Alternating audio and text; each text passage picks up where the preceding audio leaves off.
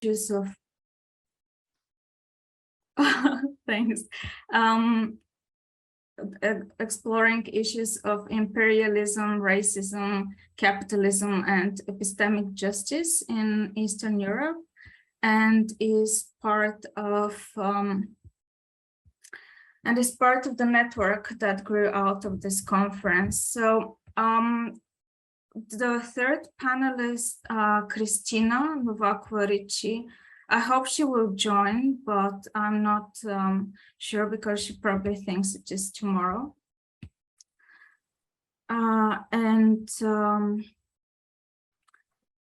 So this panel grew out of,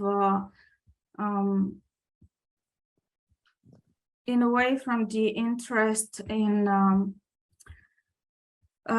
Eastern Europe that has sprung around the Russian invasion of Ukraine. But more importantly, and I mean, it is a horrible thing, and I hope that the war is soon over and Ukraine goes back to a peaceful existence.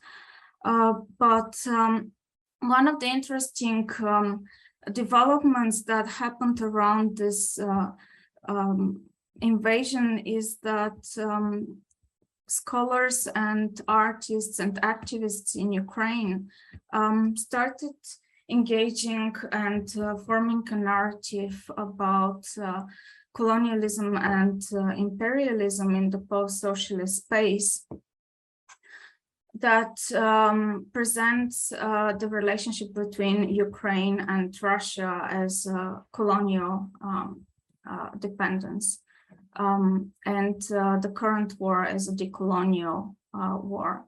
And this is a really interesting political and intellectual engagement and framework to think about the region, which is actually not new.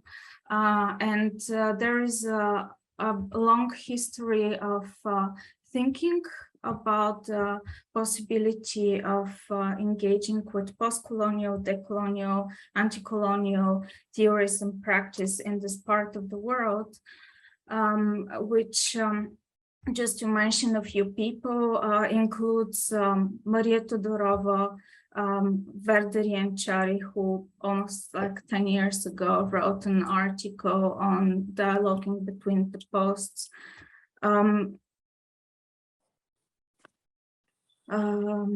Sorry, I just keep getting emails.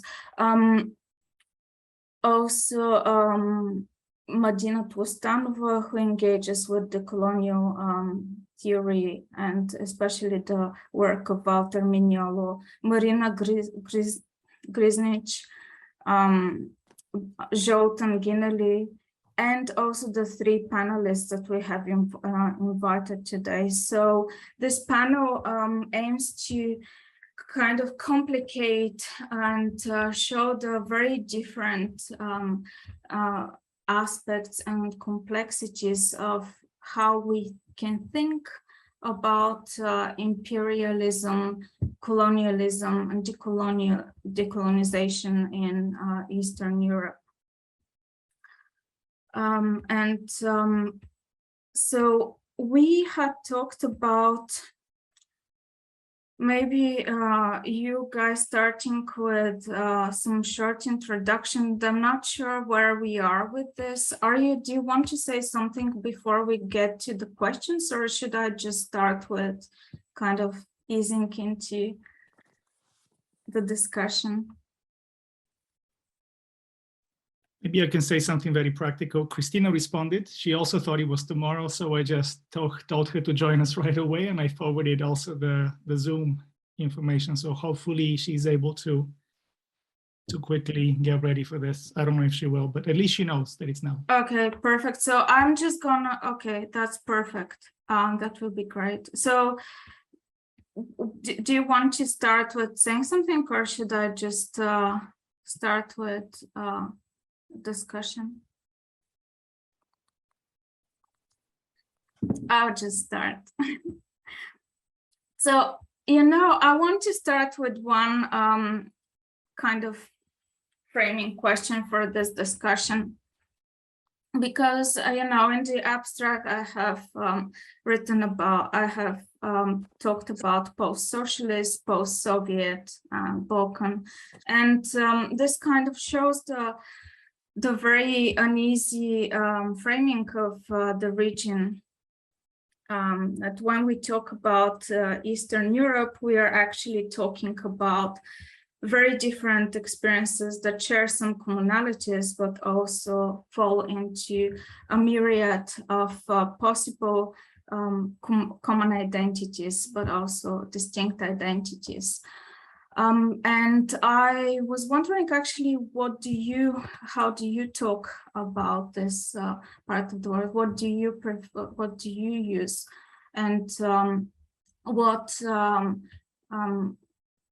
epistemic and political difference it makes for you, whether you talk about post-socialist, where you place the boundaries of the post-socialist, because some authors also include China, some countries in Africa and Asia, whether we talk about post-Soviet, whether we talk the Balkans, ex-Yugoslavia, and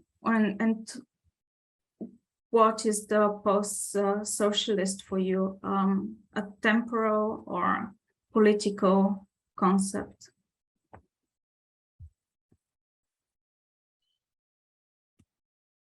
Bojana, do you want to begin, or not to put you on the spot, but? I mean, I'm fine with you beginning.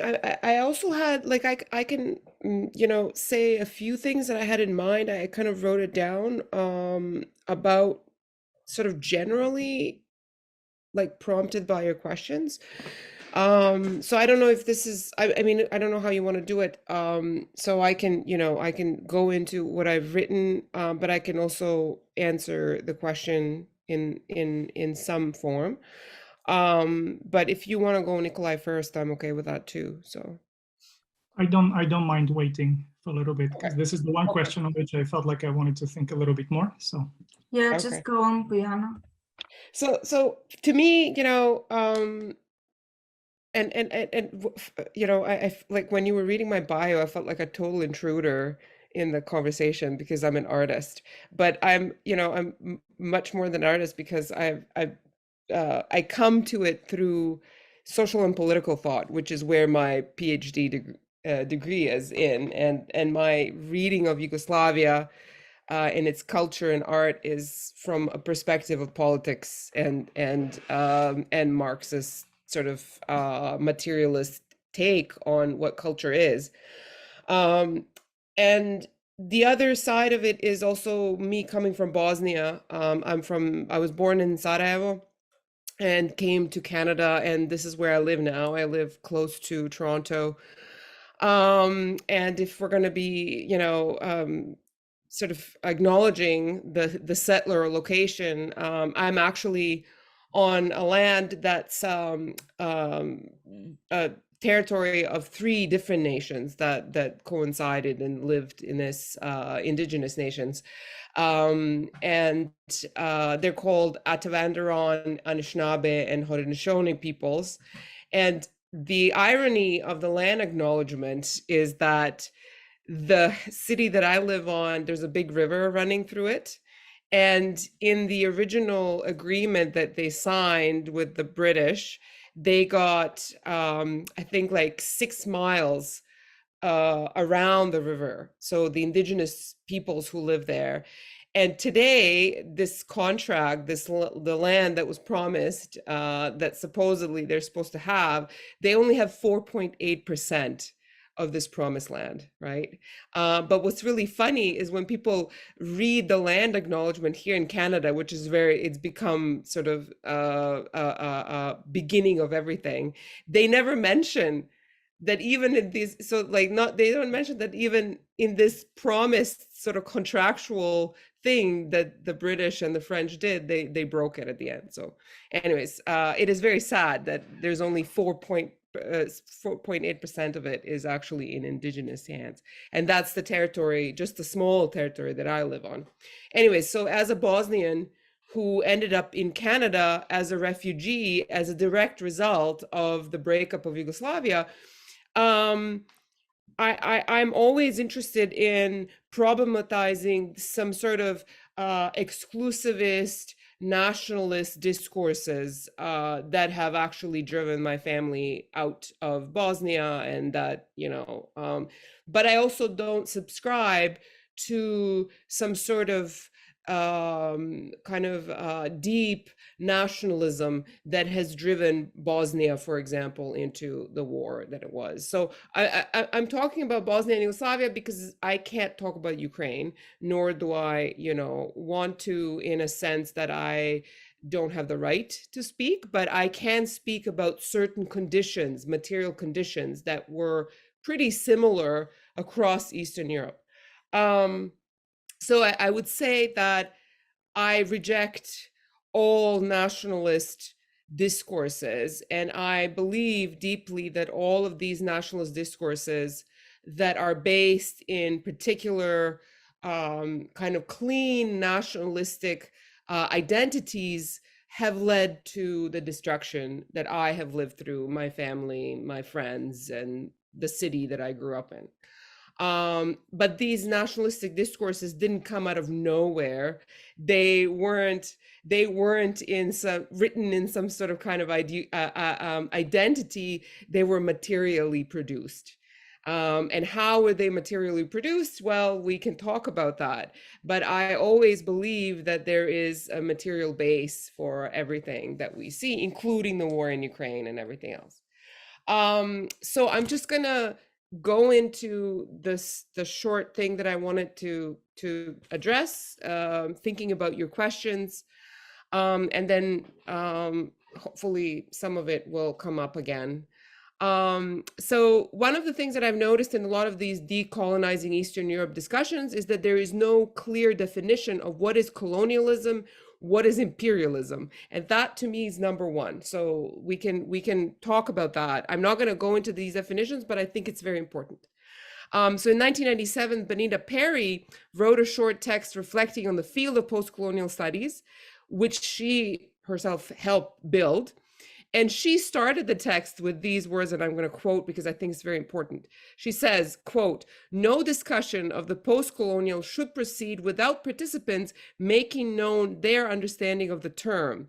No word is more seductive in appearing to offer limitless possibilities for composing a revised narrative of colonialism and its consequences, and few words have proved more elusive." End quote. This is from her text called The Post-Colonial Conceptual Category of Chimera. So she goes on to provide a detailed critique of some forms of post-colonial discourse, which allied materialist and historical analysis, grappling more with the ideas of representation and superstructure, or what she calls representational systems of colonialism.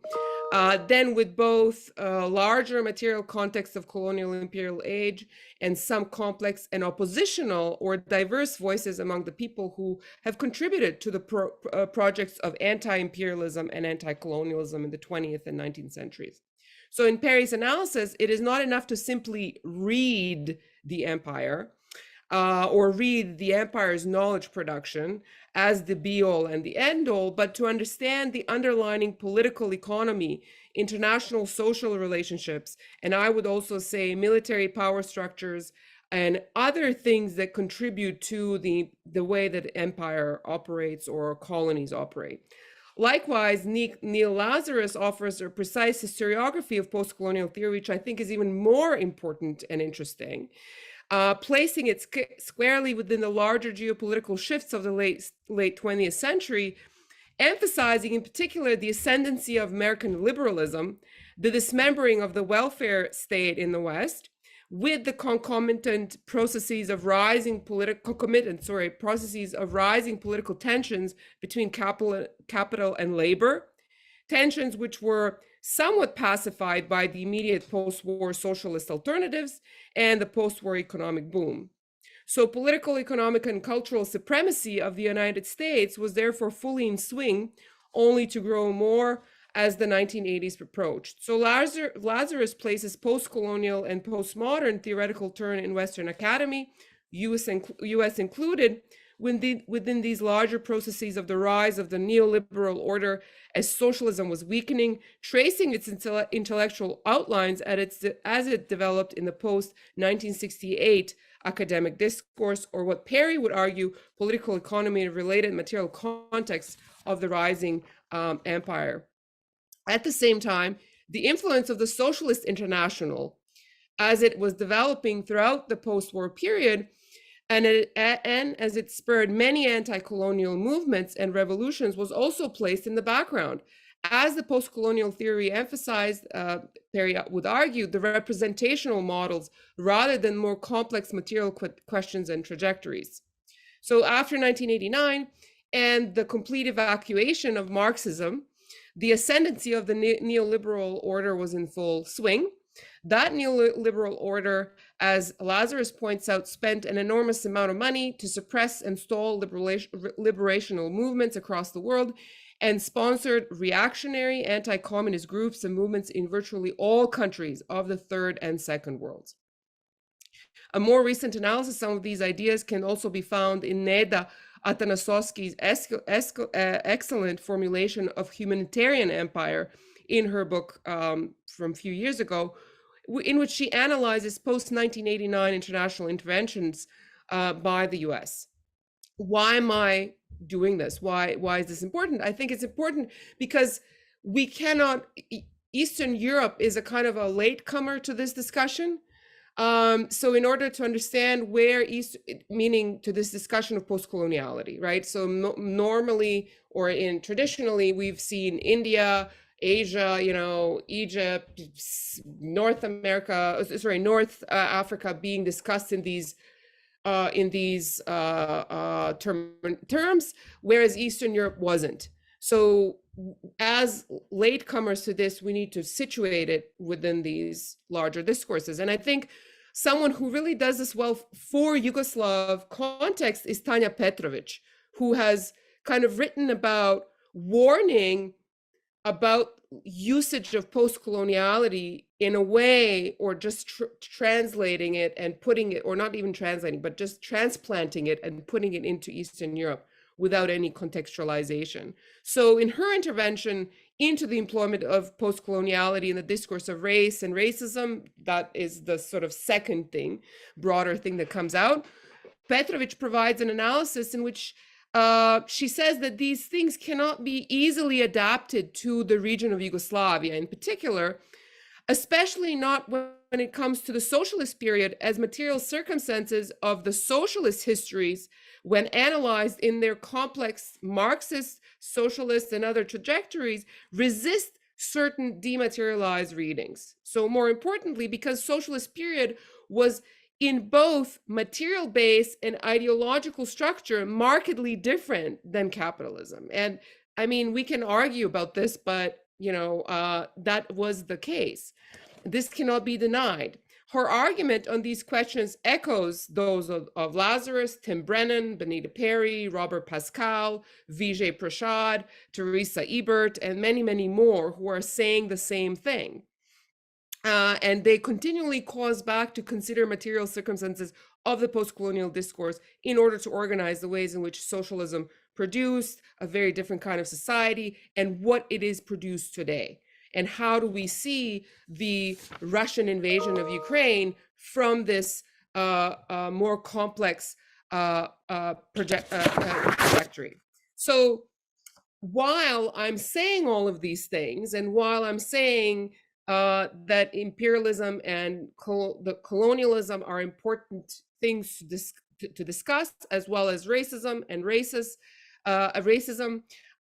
I also think that they cannot be taken out from their material enmeshment. So we cannot talk about class, and we should not stop talking about class and exploitation of labor. Olia, sorry, not Olia.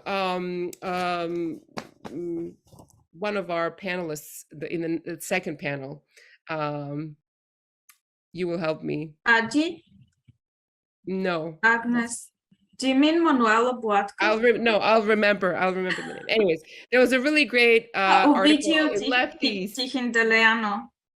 O vídeo. No, not a video. I'll remember. No, maybe I've got it confused. Anyways, so there was a really great text in Lefties, and I will bring up when Nikolai talks, I will make the note of it and bring it up about the crisis in Ukraine, the invasion in Ukraine, which goes back not to 2018, but goes to 1989. Or goes to 1992 or 1993, where the crisis in Ukraine was equally awful. And I remember sitting as a teenager in Croatia, as a refugee teenager in Croatia, and seeing Ukrainian women who are trafficked to Croatia because of the enormous horrible economic situation, so that women were in such a horrible exploited state, and so in such poverty that they had to put themselves in such a dangerous situation to go blindly into, you know, a war zone, not knowing what's going to happen. So where was this discussion? And I think this is also important. So this is not happening in a vacuum. All of these things, including nationalism, including the war, are coming from a kind of a material base, and we can, you know, discuss it further. So I would preface this, my thoughts on this, by saying these few things, and I'll stop here. Cool. Nicola, do you want to take on? We're kind of going a bit off script, but that's fine. Yeah, yes, we are. First of all, good morning, good afternoon, good evening to everyone, depending on where you are. Thank you to Svetlana for inviting me to be on the panel.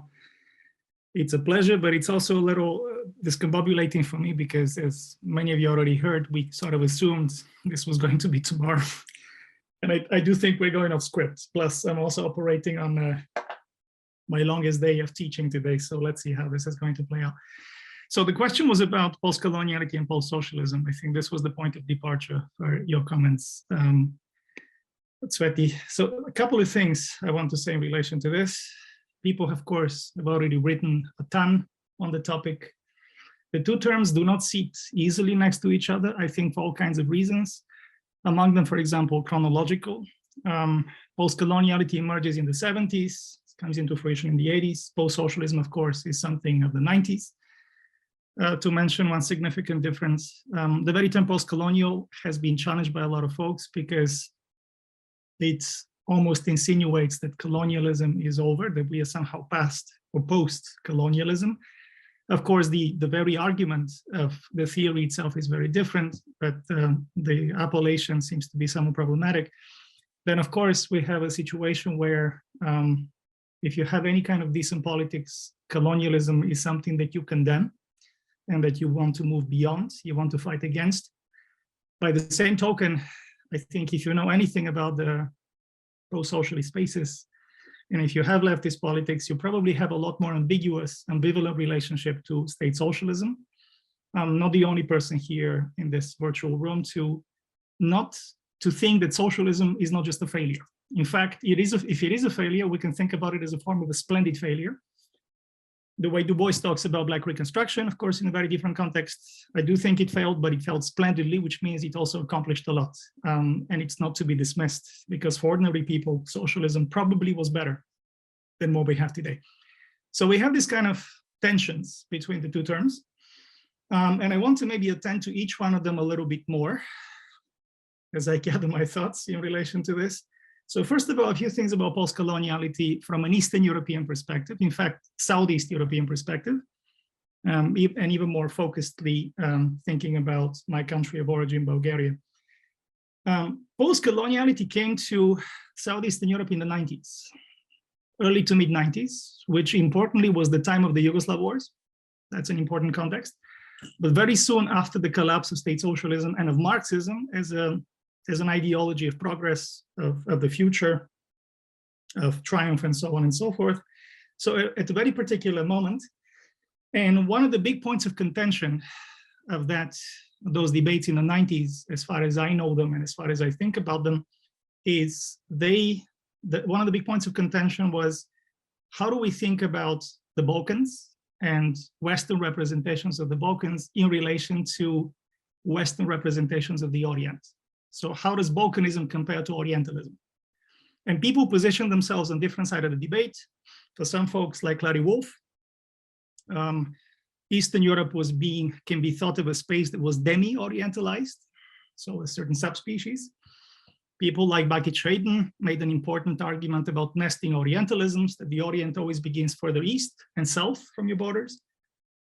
For people like Maria Tudorova, the Bulgarian historian, probably the preeminent historian of the Balkans, Balkanism and Orientalism are completely different species, because Orientalism is about an other to Europe, and the Balkans were seen as an incomplete self to Europe, and also because the Ottoman Empire was not a colonial empire in the same sense. There was no civilizing mission.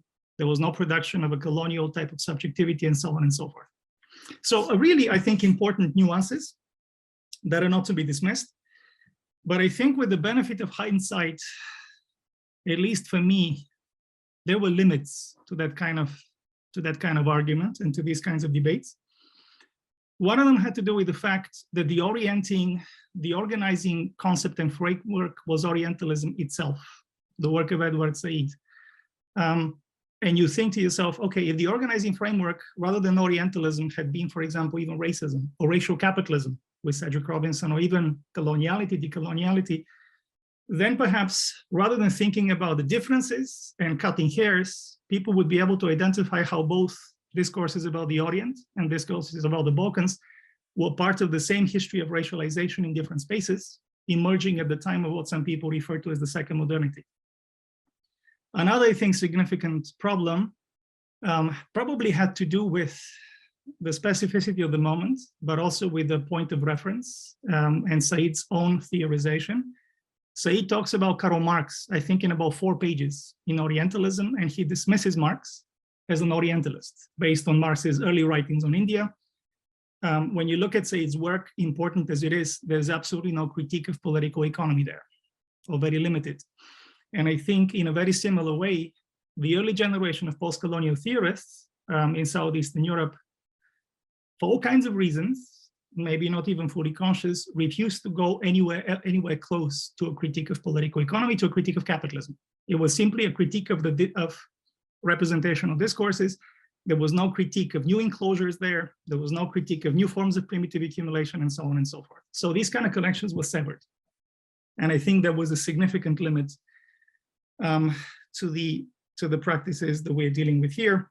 And now, of course, into the new millennium, especially since the last maybe 10, 15 years, we have had something that perhaps we can refer to as a second generation of post-colonial theory, which is inspired to a significant extent, I think, more by decoloniality than post-coloniality. And we can talk about some of the differences there.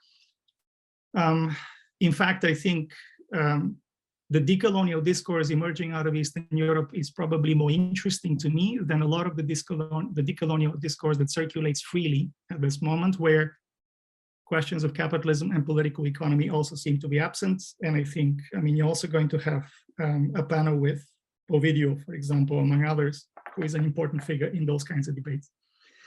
And then we have the post-colonial, the post-socialist type of condition, and the very concept itself, which a lot of people are beginning to question and to challenge. And I think these discussions about posts pose all kinds of questions to begin with.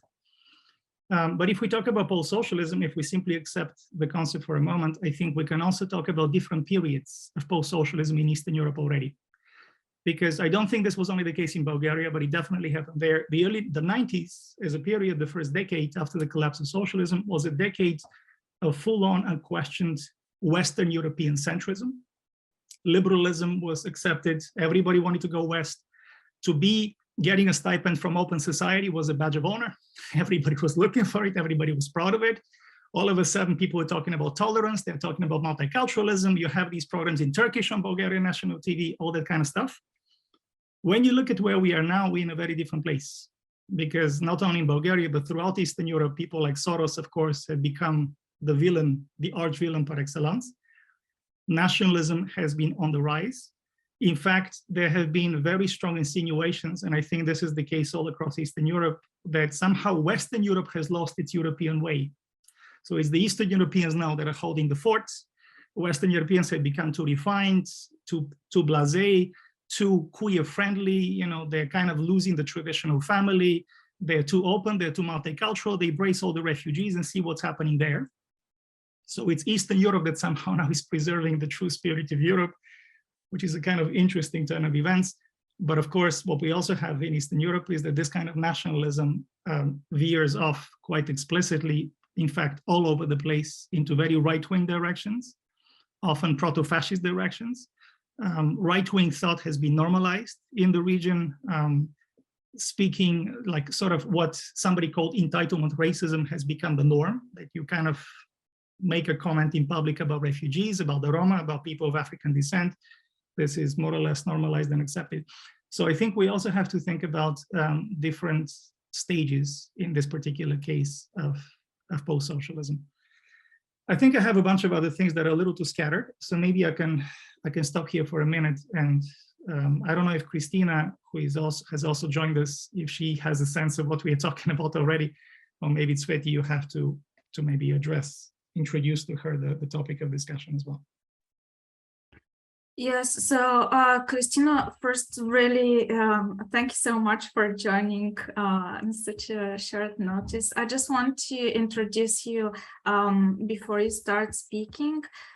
Christina Novakov-Ricci is an assistant professor of humanities at the University of Houston, Clear Lake, and her work deals with epistemic violence, colonial modernity, global post-socialism, decoloniality, and legacies of imperialism in the Balkans.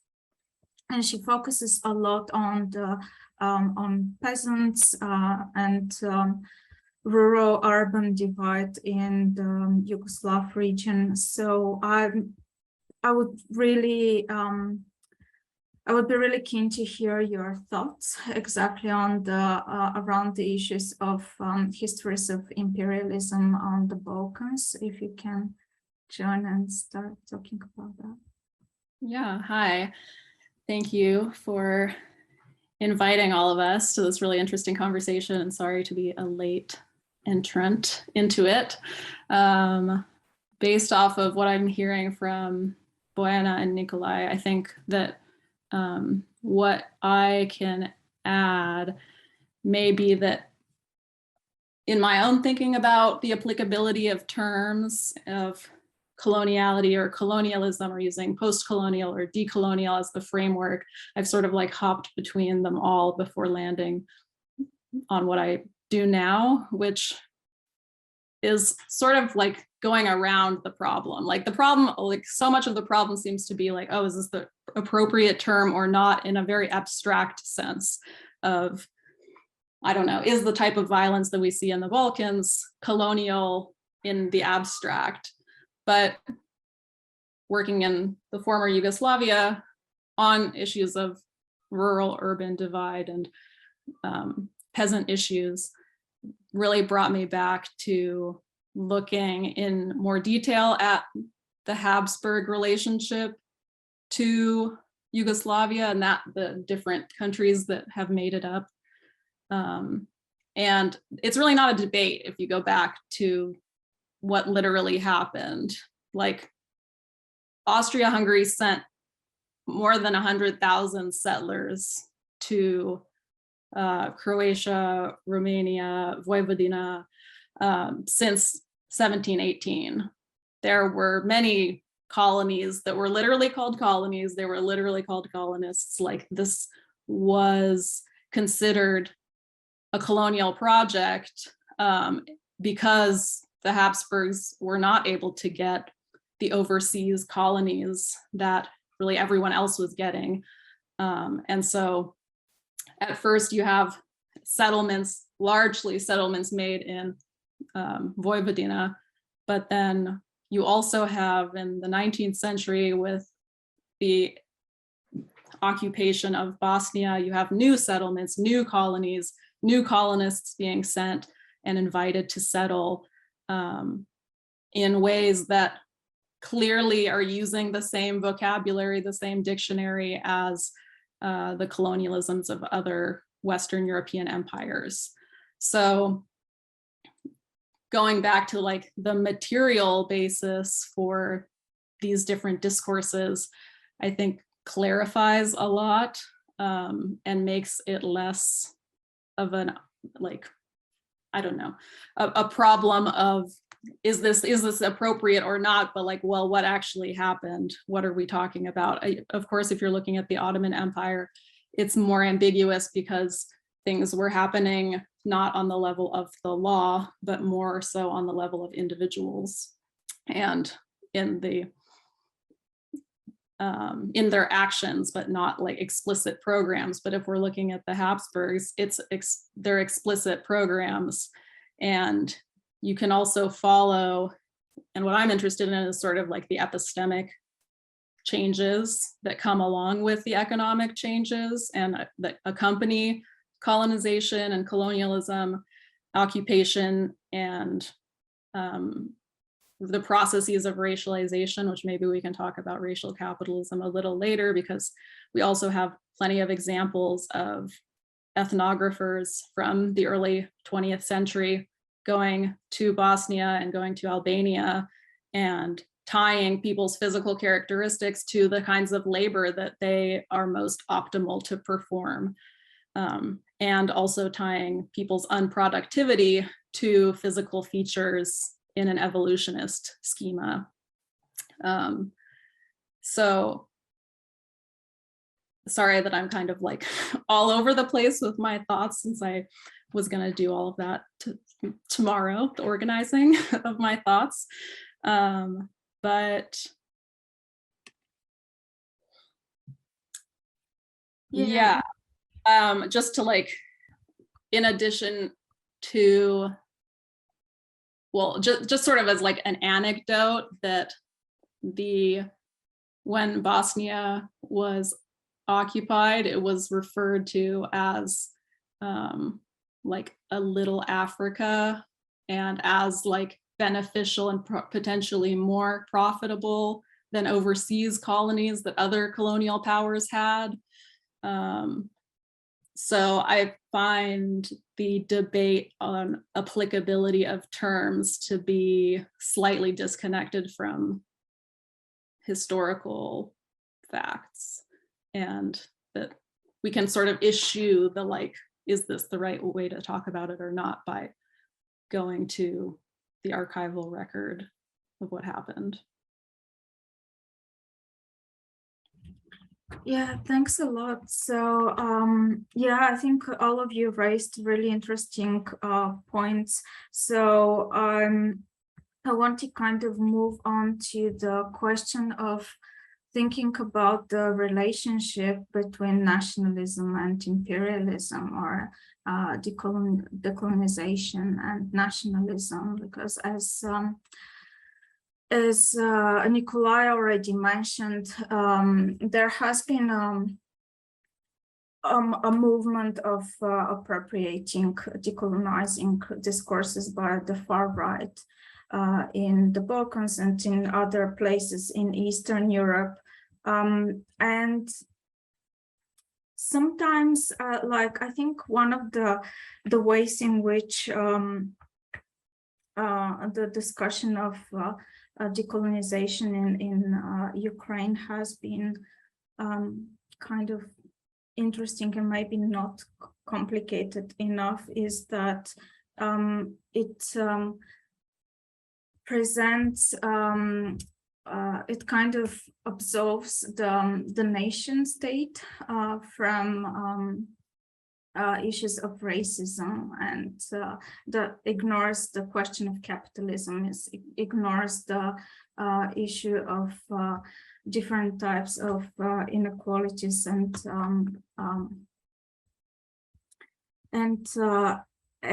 ethnic tensions within the nation state. So I wonder how this looks like exactly from your perspective of the rural-urban divide. Like, what does decolonization look like if we think about the nation state, and whether it whether as an institution that itself is generative of power inequalities and oppression, including, of course, racism.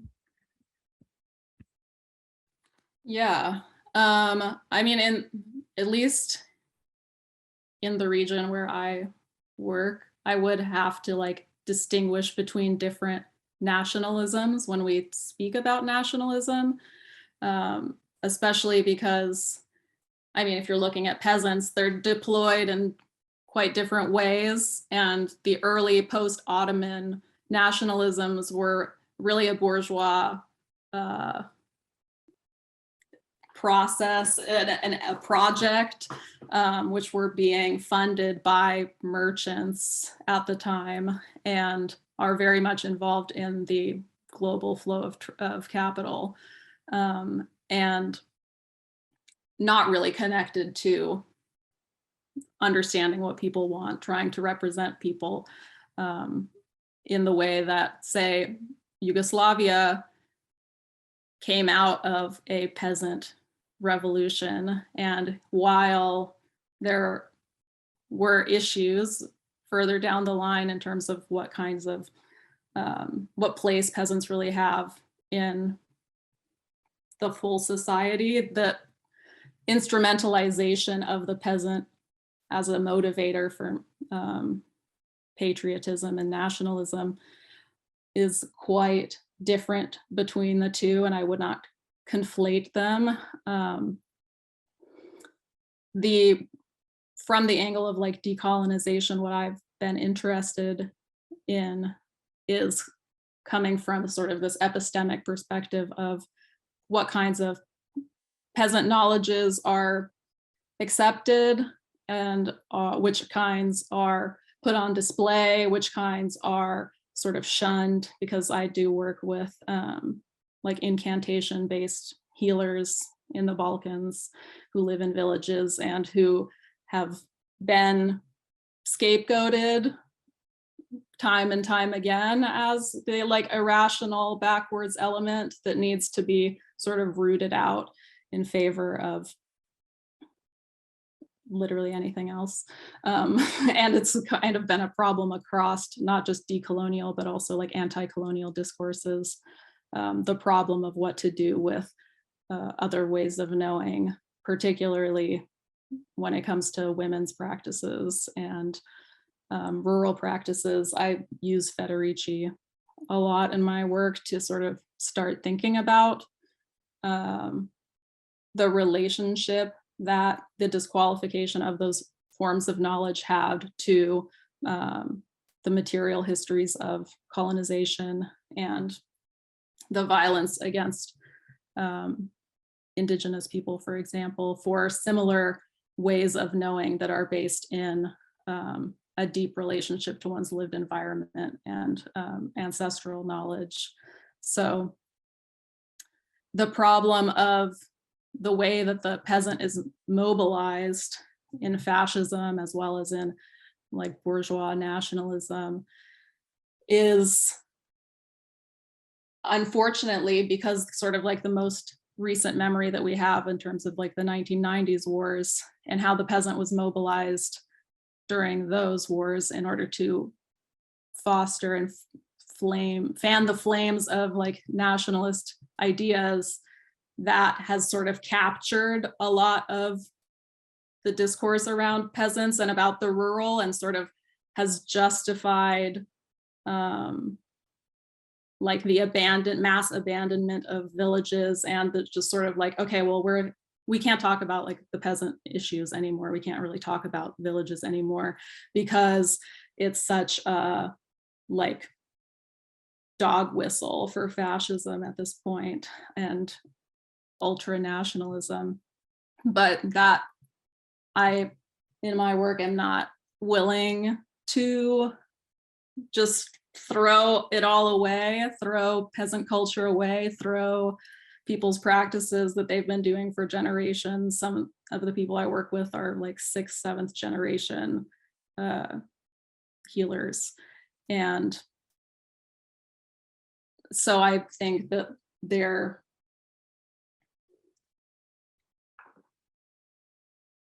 I mean, like, you have to interrogate what's actually, like, what is being served by these different narratives of the peasant, because it's really, we don't hear from the peasants themselves pretty much ever.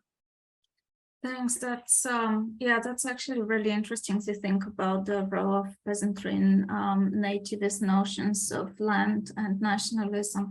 I want to we have to kind of go into the Q&A, and I want to just end with a more general question of how do the geographies of decolonization look like from the perspective of the post-socialist based Balkans or Eastern Europe, and specifically, you know, because there is this very long history of, as all of you mentioned, of different empires on the Balkans.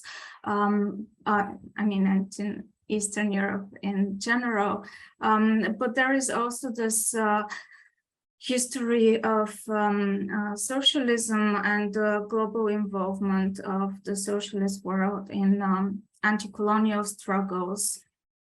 And of course, the experiences after 1989 and the kind of global and supranational institutions and actors that intervened into the political economy of the region. So I wonder actually how we think about the geography of the decolonial from the perspective of our region, keeping in mind how often actually this kind of discourse falls into the nested Orientalisms that Nikolai mentioned, and aims to align Eastern Europe to the rest of Europe as the, you know, the true place of cultural belonging that has to be reclaimed against Oriental imperialisms that are trying to encroach on our culture and our lands. So would you like to talk about that?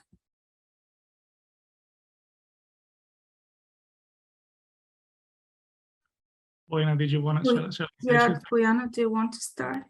I can also say I wanted to sort of just because to me these are all interrelated questions that you've kind of prompted us with, because Socialist Project was internationalist it was internationalist, period. It was always about international socialism. It was about socialism, you know, being a world project. So Yugoslavia's participation in non-aligned was part of this internationalization. We can critique how successful or not it was, but it was international. Whereas what happened after 1989 is that it went like that nationalism, of course, hijacked these and completely made it local, nationalistic, and closed off to a point where we have this xenophobia and whatnot, what's happening right now.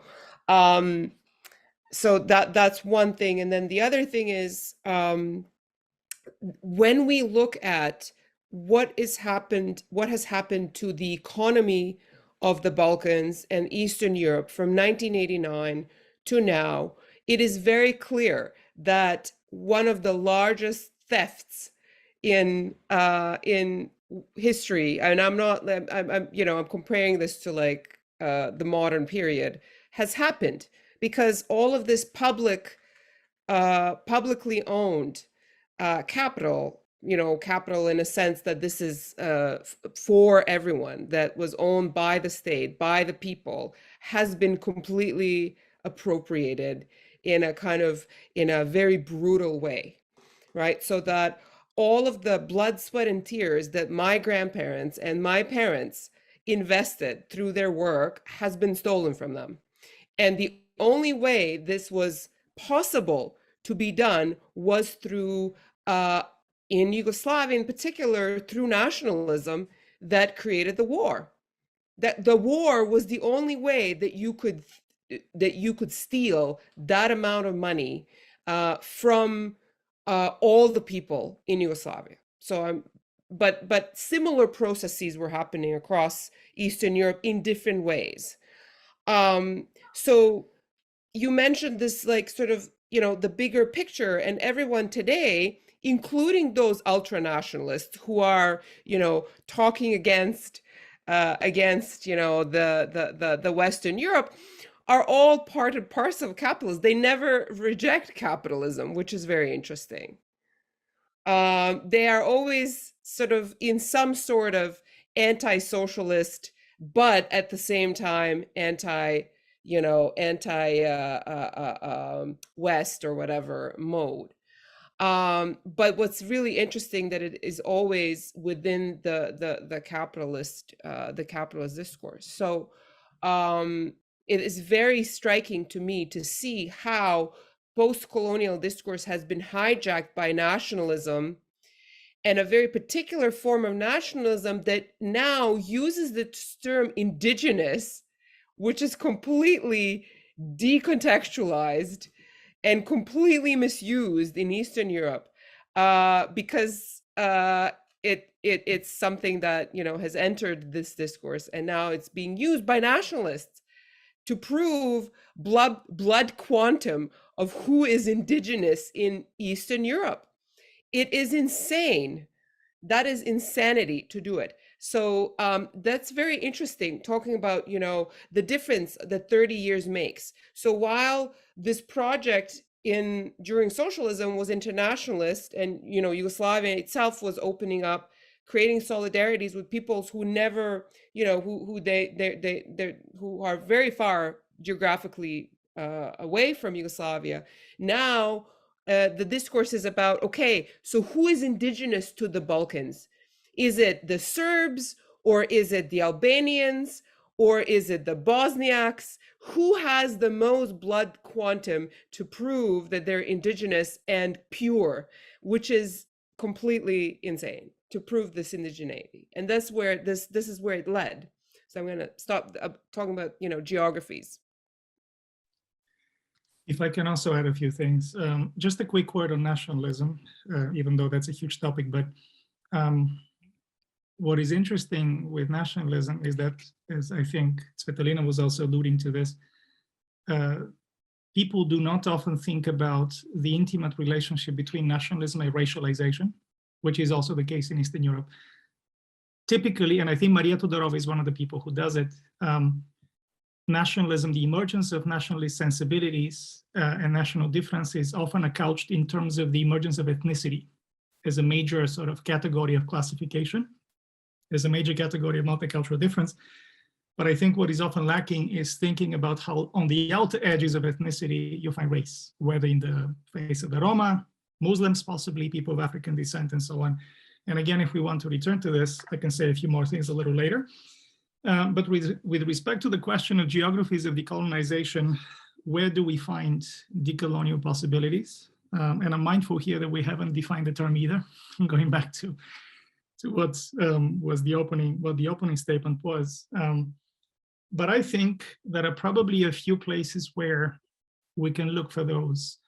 One of them is rethinking, especially for the Eastern Balkans, rethinking and revalorizing the Ottoman past, because part of the process of modernization and Western centrism of the Balkan peoples has been sort of this path, aspirational path westward, and along the way, of course, erasing, diminishing, neutralizing the legacy of the Ottoman Empire. Some of the first things that were done in Bulgaria, but I think all across the region post-independence, they destroyed a lot of the architecture. The mosques, for example, were the first things to go. in many parts of Eastern Europe. But in Bulgaria in particular, there was a systematic effort at linguistic cleansing. So the vast majority of Ottoman Arabic words were systematically being removed. And what is interesting is that a lot of the words that remain are words that also point to alternative ways of imagining one's body, temporality, and so on. So if you think, I mean, Svetlana would know this, but in Bulgaria, we have these words where if you're really enjoying yourself, then people say, gledam si kefa, kef being the Arabic word. You're not just enjoying, you're enjoying your kef. If you are sitting up with people, letting time move very slowly, often with a cigarette and a cup of coffee, you're having mohabet, right? You are chatting it up really slowly. So even the few residues that you have at the level of language from the Ottoman past point not so, even though of course they often read as an example of Oriental laziness, you know, a refusal to take on the Protestant ethic and so on and so forth, but they also open up to different temporality. And of course, all across Eastern Europe, we have, you know, different iterations of pop folk music, from Chalga in Bulgaria to Manele in Romania to turbo folk in former Yugoslavia, which is the kind of music that you're trained to despise if you're middle class. But at the same time, the moment you get drunk, this is the music you listen to, because it opens up a different domain, a different way of experiencing your body. So I think the Ottoman legacy would be one interesting thing to look at. Christina spoke already about another one, sort of rural practices outside of the cities, where I think there are a lot of interesting things to be found. I mean, I remember still as a child how land was divided, how labor was shared, especially in the villages. If you had a goat, then people would take it out for the herd. There was a list where every time one member of each family periodically would have to be the shepherd, right, taking the goat away. There were certain activities that were always done collectively. My grandmother's house on my father's side, at some moment we decided to sell it. It became a problem because there was no title. There was no official document. This is simply how things were done, right? Outside of the proprietary logic of capitalist modernity. So I think there are a lot of things to investigate there. And then another place, very importantly, which Bojana also talked about, and she has written about this as well, is rethinking socialism. Because there are all kinds of incredibly interesting things that happen under socialism. There were a lot of problematic things that happened. But I think socialism in many ways was a rupture in significant ways from the logic of Western capitalist modernity, whether in relation to these anti-colonial solidarities, which were really robust and were often very pragmatically based, but they often shifted sensibilities among the people who were involved, whether in relation to alternative economies, alternative ways of, like under socialism, whenever anything was broken in our house, somebody would always show up and they would fix it. My mother would call somebody, but there was no money involved. Once it's fixed, people sit down, there's food on the table, there's drink on the table. At some moment, people are going to get drunk. They're going to begin singing off key. It's going to be midnight, and then everybody leaves, right? But there was no money involved at all. So it was a different kind of economy of gifts, the gift economy, you know, social economies that didn't pass through the medium of monetary resources. So I think these are probably some of the places that we have to look at. And a lot of the work, I would imagine, might have to be one of restoration, recovery. Recovery work is one of the things that we have to do. What has been nearly lost or forgotten or erased or neutralized or dismissed, but which carries a certain kind of potential for pointing to a different experience of self and collectivity. So these are maybe some of the places that I would look at. I probably have to actually start the panel with saying that it's a very Balkan panel, which actually just comes to prove the different facets of the post-socialist space or Eastern European, that there is a very particular kind of shared experience here that is actually very different from what is the experience, for instance, in Ukraine or a lot of the kind of East Europe towards the in the post-Soviet space. Christina, do you want to join with the comment, and then we're gonna open for Q&A?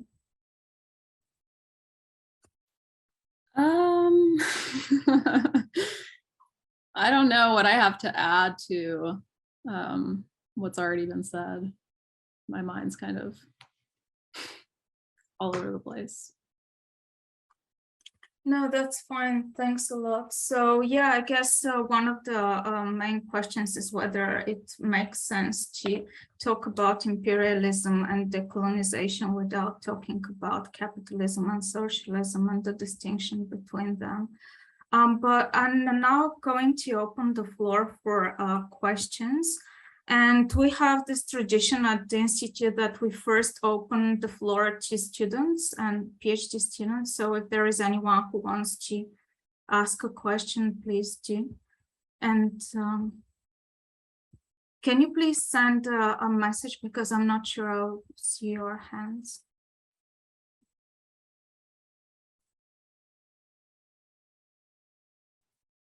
Okay, well, feel free to jump at any point if you want to. So now I'm just opening to everyone.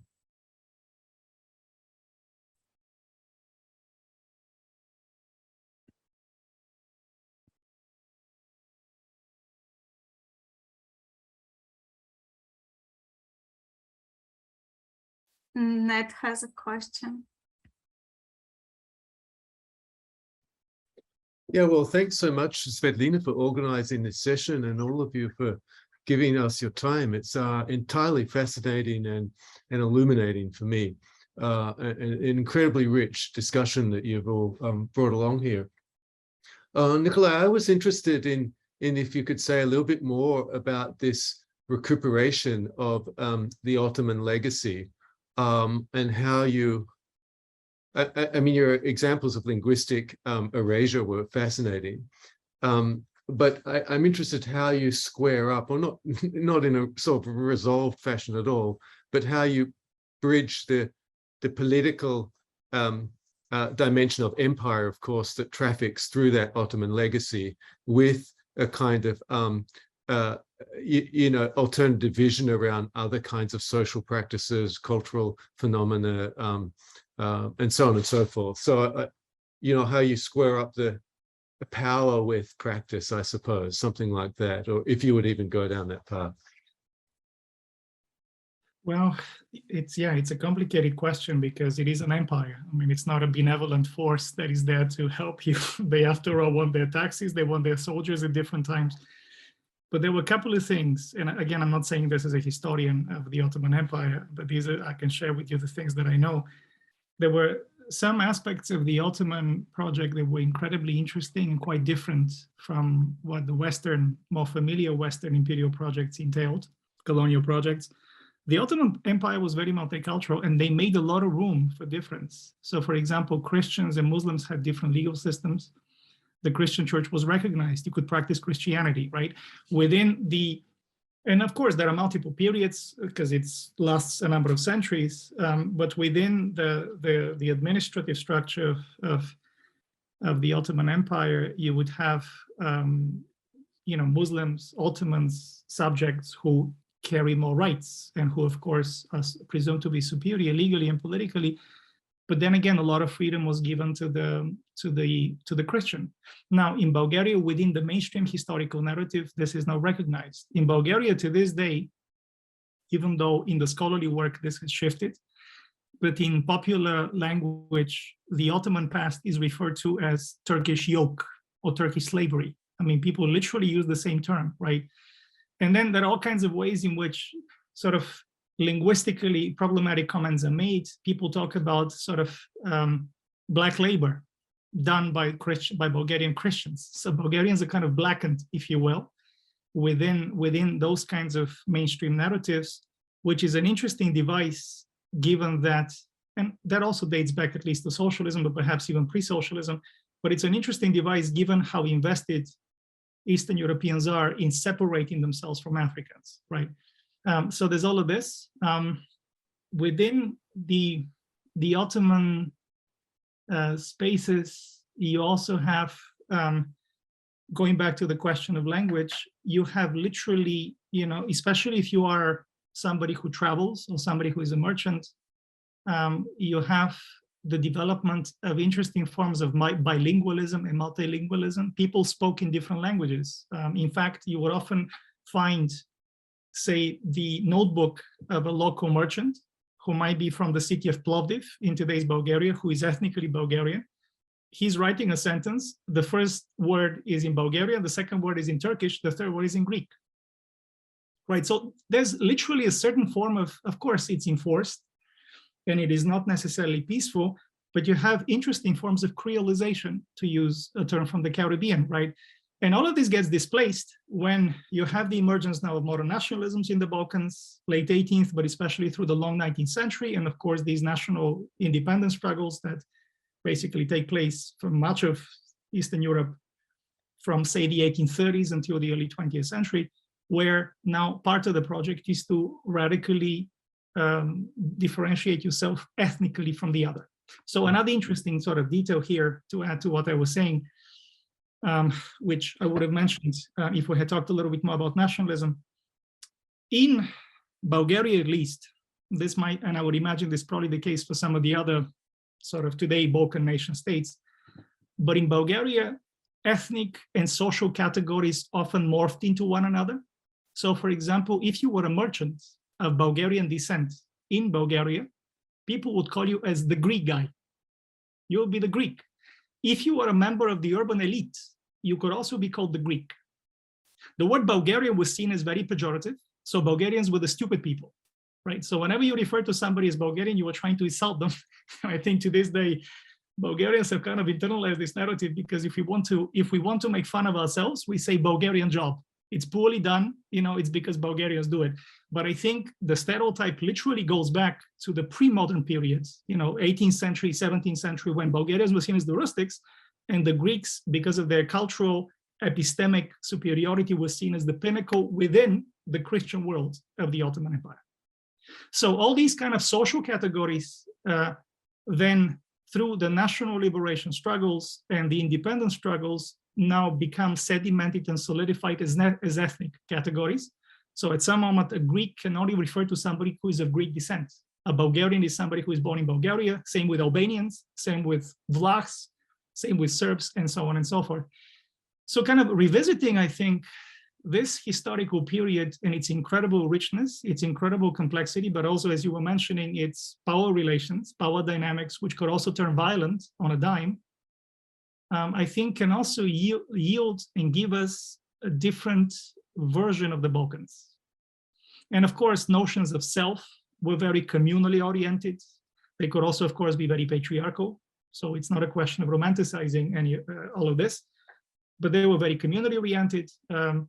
Notions of labor were widely shared by men and women, even within the confines of some kind of stratification within the home between the father and the mother.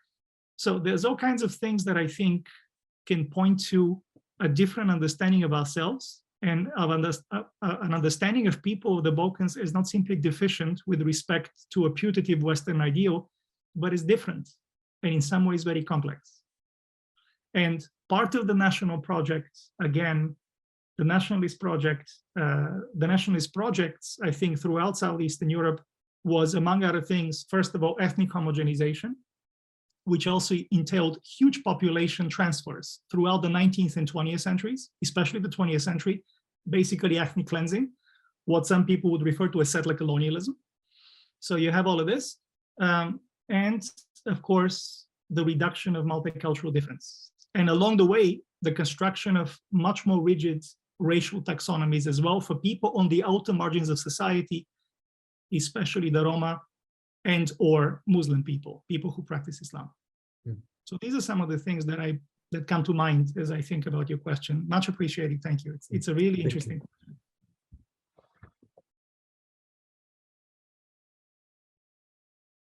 Any other questions? David, I see David Rowe wanted to say something too. Oh yeah, I didn't see him, so thanks for, yeah. Your mic is off. Can you hear me now? Yeah. Can you hear me? Thank you. Thanks everyone for, I don't quite know where to start. I always feel like a rank amateur in this, these huge areas of history and politics and so on. But got a couple of questions. One is the suggestion that socialism is inherently an internationalist project, which I think I would contest. Some versions certainly are. And you could say international socialism came up against socialism in one country, in particular in the Chinese model, which has, I think, caused, quite clearly, a lot of variation in what we call socialism and how it's practiced. And I think the nation state, or the nationalism and the nation state, much specifically nationalist ideology, mythology, much hated that it is by many people. I don't think I think we have to be careful about underestimating its kind of affective power. I do a lot of work on international sport, and you can really see the power of the idea of nation coming forward, even amongst people who actually don't like the concept, but they like it in certain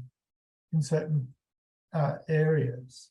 And the other thing, very different question I'd like to raise is, particularly came out of the one of the justifications, like the absurd justification for the invasion of Ukraine as a process of denazification, and nonsense that it might be in kind of the current moment. That discourse still has a fair bit of punch, a fair bit of power, historically, because of the role of the Soviet Union in the defeating the Nazis, and also memories of elements of people in what is now Ukraine siding with the Nazis in the Second World War. Something I just know a little bit about. So just a couple of sort of very, well, 2 or 3 very broad questions. I'm just happy to hear anyone else's response to them.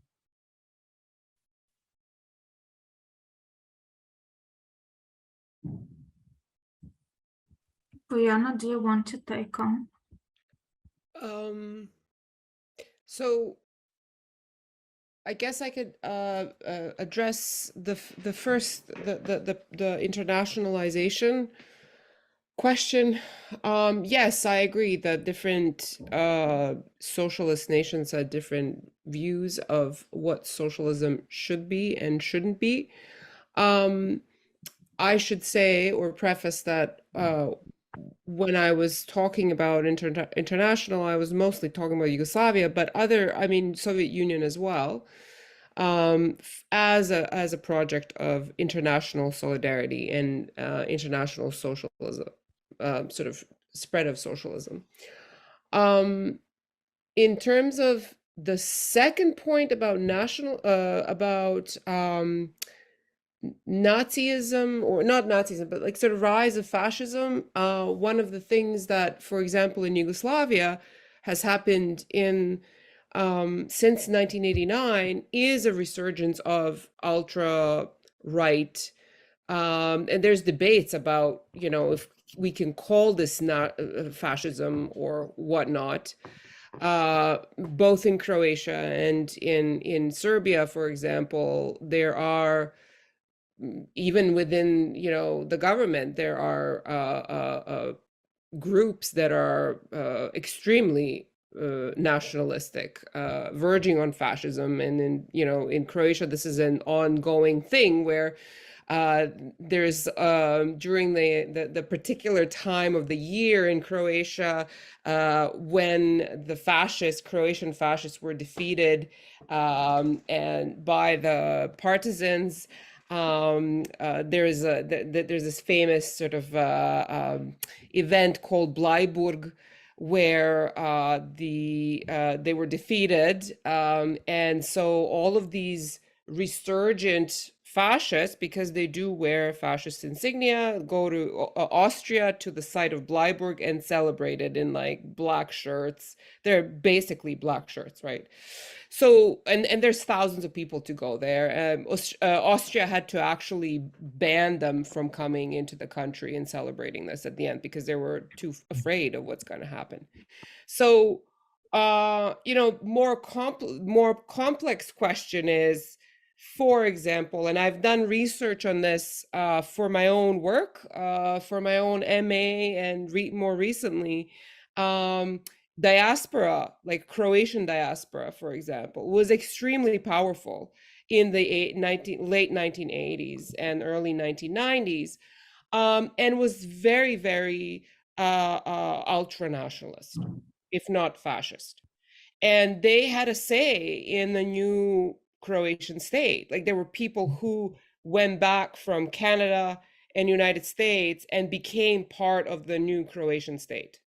So, you know, these are really complicated questions around who was allowed by the, for example, Serbian and Croatian newly developed states. How were they, you know, how were they brought into the governments, and what kind of policies they developed, which served what I said earlier, the theft of, you know, the publicly owned property.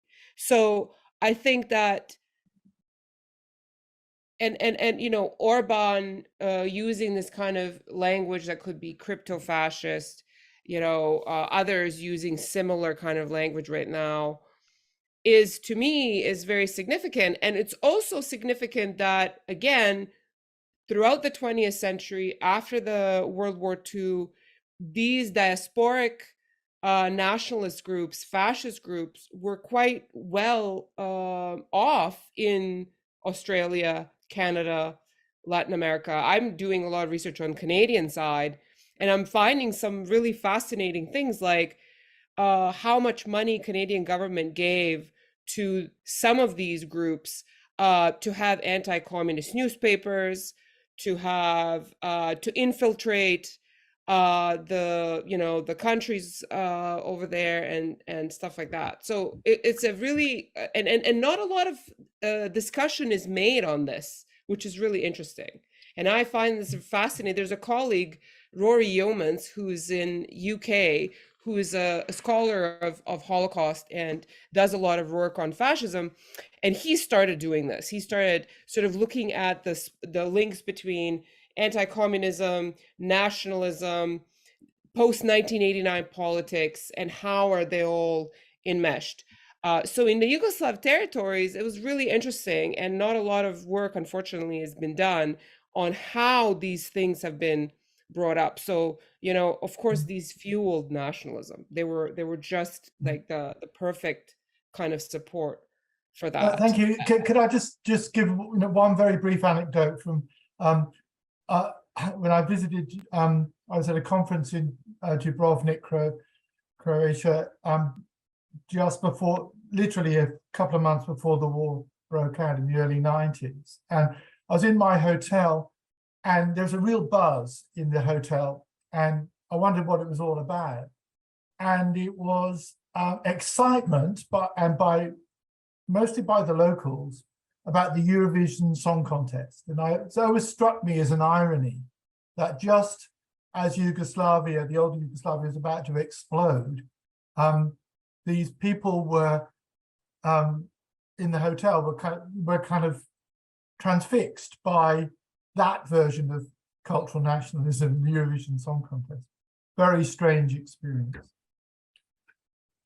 Can I also maybe add something perhaps to the earlier question about the international solidarity and its limitations? So look, one of the ways to think about this for me, I was thinking something was coming to my mind as I was listening to the question and also to Bojana's comments. And it was this. So if you look at the critique of socialism during the Cold War from the left, whether Praxis in Yugoslavia, whether the Budapest coup in Hungary, whether Karol Kosik in the Czechoslovakia, whether the Situationist socialism or barbarism in France, the Italian autonomists, Johnson Forrest, C.L.R. James in the US and other places, the argument was always socialism is a failure. because you have the utopian ideal and the reality falls short. And of course it did, because human beings are messy. I mean, of course it's going to fall short. But what I think has been happening more recently, and some of the work that people, including on this panel, have done, and some of our comrades have paid a lot of attention to, is if you shift the angle of vision and you're not comparing an admittedly inadequate material reality to a utopian horizon, but you compare two material realities, socialism on the one hand, and what was both before socialism and what has come after. There's absolutely no question that even in some of the worst cases, or the not so, because Yugoslavia was the Starship case, I think, in Southeastern Europe, but even in some of the other places, international solidarity went the farthest, without a doubt. Were there elements of residual kind of supremacy? Yeah. Were there elements where you're thinking, we're the developed socialist country, these people are developing societies in Africa, so we are kind of superior to them? Of course it was there. But then you also have Bulgarian workers going to build the big national arts theater, cultural theater in Lagos, Nigeria. You have thousands of students coming all across the Eastern European bloc on full scholarships from Africa, Asia, Latin America to study, to become engineers, to become chemists, to become dentists. Some of these people stay. A lot of them register having had positive experiences mostly, right? You have material infrastructure provisioning, you have the provision of resources, you have vast investment in circulating and the publication of literature from the third world, right? You have all the Bulgarian major periodicals during socialism, having every single one of them, the big ones, dedicating at least a page to anti-colonial struggles. Angela Davis's trial as a Black Panther in the US in the 1970s was followed every single week by the periodicals, right? And now when you look at what is being said of people of African descent, what is being said of refugees, what is being said of the Roma, the pogroms that are going on against all of them, it's absolutely insane. So again, I mean, if the comparison here is the material reality against what could have been, it is going to appear deficient. But if we think about how socialism did produce an important partial rupture in relation to a very profound and tempting Eurocentrism and aspirational whiteness in the region, and you think about what has come before and what has come after, I mean, there are notable differences. And I think also for many of us, I mean, Bojana has a book on this. We have another comrade, Rosen Jagalov, who has a wonderful book on the Soviet Union and third world internationalism. We have Živka Velovičarska, another comrade of ours, who has written something about Bulgarian practices of international solidarity. For instance, Ovidio Tsikindeliano, who is going to be on the second panel, has written about it. Some of us have written a little bit on this as well. Part of the interest for many of us was precisely because for so long, especially during the first decade and a half of post-socialism, anything that circulated in the mainstream public sphere about socialism was deeply negative. Like in Western scholarship, people were questioning and giving up the paradigm of totalitarianism. In Eastern Europe, it was totalitarianism on crack. Like socialism could only be totalitarian, nothing else. Complete control, total domination, utter passivity of the citizenry. So now when people were revisiting this incredible cultural, political, economic, legal archive, and Bojana is writing about art, Rosen is writing about film, literature, and so on and so forth, you realize, were there problems? Yes, there were, but there were incredible accomplishments, which are completely unthinkable today, completely unthinkable. Well, thank you. I just say, just very quickly, what you said reminded me of the old joke that capitalism is a noble ideal, but far too utopian to be able to put into practice. You know, sort of reversing what, like you say, the negativity which has always been placed against the socialist ideal. Thank you. Thanks. We usually finish at 1 o'clock. I'm sorry, Christina, that we didn't have a chance to. Do you want to say something at the end? I mean, I was just thinking about things in relationship to the questions that were just asked and what Bojana had been saying about sort of tracing the human lineages of these different ideologies. Like they're not just people, like in the abstract, people who are interested in fascist ideologies or communist ideas. It's like literally like people's families. A lot of people left and went to the US and to Canada to avoid persecution by communists, and now like they haven't forgotten that they're like, that this is like their family project, and here's their chance to like put it into action again. And with the issue of Russia and Ukraine and the denazification discourse, I think that that's, I mean, probably you guys talked about it at the beginning, but the most, I don't know what the word is, the worst thing that's coming out of all of these discussions of decolonization in the Ukrainian context is this constant conflation of the contemporary Russian state with the Soviet Union, which, you know, Russia's using to its own advantage in various ways, but just you can like, to equate the two is just playing into that false narrative. And we really have to be quite distinct when we're talking about whether Russia is Russia today or Russian Empire, or we're talking about the Soviet Union. Like, what are we talking about? If we're talking about Ukraine as like a colony of, are we talking about the Russian Empire, like where that starts? Or like, are we talking about the conditions of the Soviet Union? There's a lot of lack of specificity, and that sort of ambiguity is exploited. And that lack of knowledge is exploited in what's going on right now. Yeah, there's like so many parallels also to like the US Civil War and like how people keep it in their families, like Confederates, people who like have Confederates in their ancestry, like are keeping that alive, and they are really involved in the far right movements that are happening right now. They're obviously, these movements gain other new people and attract new people, but you can really find a lot of the same people, like, oh, their grandparents are involved in this, their great grandparents. There's a very human dimension to all of it. Thanks a lot.